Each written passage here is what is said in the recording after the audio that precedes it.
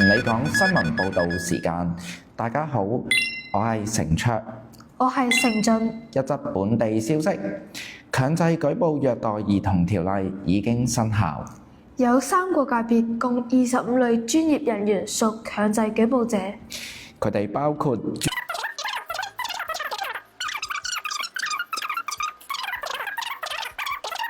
違反條例，最高罰款5萬元，同埋監禁3個月。